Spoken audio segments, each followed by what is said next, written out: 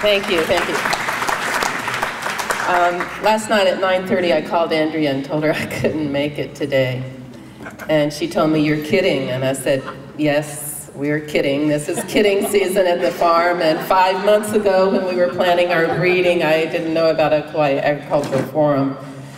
So, fortunately, my husband is doing some midwife duty this morning. I was up most of last night. I really did prepare very well for this, but I'm going to wing it here and kind of talk a little bit about the two categories that I'm listed to talk about, which one of those is the organic farming community. I am the chairman of the certification committee for the Hawaii Organic Farmers Association. And currently here on Kauai, we have 15 HOFA certified operations. I believe we have 8 applications out for new farms that want to be certified. Statewide, the Hawaii Organic Farmers Association certifies 194 operations. Most of those are on the Big Island.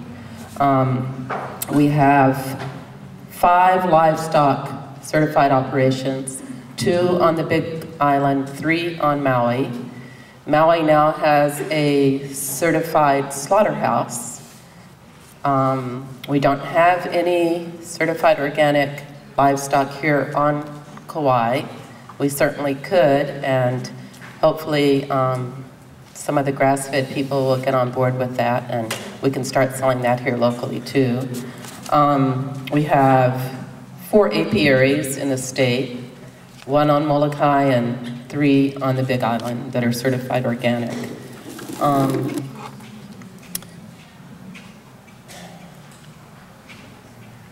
I'm going to ad-lib a little bit here whenever we're talking about organics. As I said, I wasn't really very prepared, but I picked up a handout here which was authored by Arias Hopman, and I thought it said it better than anything that I had written in my notes. So if you don't mind, Arias, I'm going to use your words right here. Here on Kauai, I believe that most of our organic amendments are already here for us. And we have things like coral, we have blue rock dust, we have all these wonderful nitrogen-fixing plants. And we can grow the things that we need to do organics by using these things. We can grow superior wood chips, which my husband is home doing right now, chipping in between being a midwife and adding back to the soil. And we have all these wonderful plants, and we have all the wonderful seed plants available to us too. We shouldn't really have to import so much of our organic amendments. And you know, I'm grateful to the many people that are involved right now in agricultural education, and most of these people like Glenn Hantz and Joseph Dunsmore and Ray, who are emphasizing sustainability and organics and it being a method and a way that is more working with nature. And although it is labor intensive, it requires more hands to pull the weeds. We don't go out and spray the weeds. We have to pull them, or we have to burn them, or we have to till them in, or we just have to work around them. But people that are educating us on how to do this are so very important, because not only do we need to grow the food that we need to grow some farmers. And it's very rare now to have young people come back into agriculture.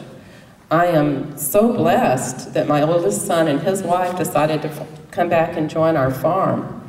So on our tiny, very tiny, 3-acre parcel in Waipaki subdivision, where we grow a lot of mansions, we grow a few golf courses, we have some very arrogant neighbors who don't like to see our ugly farm truck going back and forth.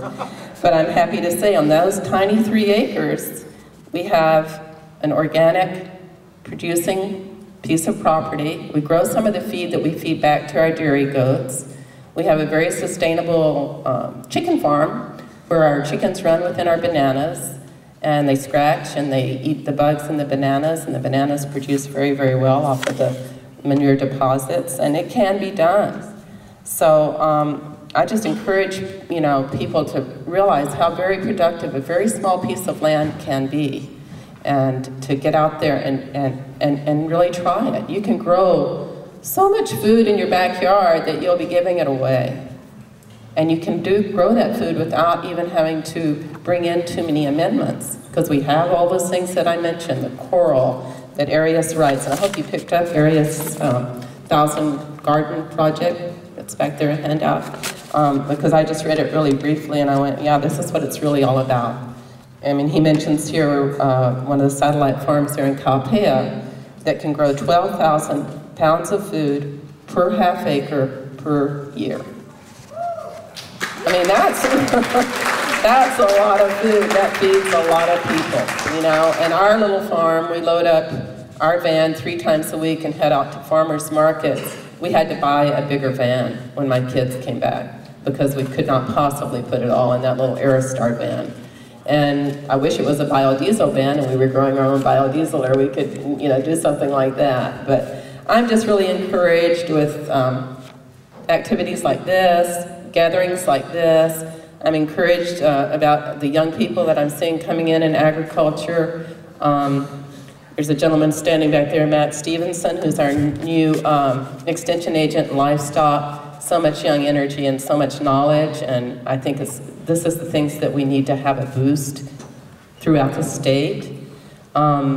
We have a wonderful now organic program at CTAR. University of Hawaii at Manoa has some organic farming classes now. We have some, they used to be the orphans there at Manoa, and now they actually have their own department, and I think they've even given them bigger desks so that they can actually sit down and read and do that. So we have Hector Valenzuela and Ted Radovich, wonderful, wonderful resources.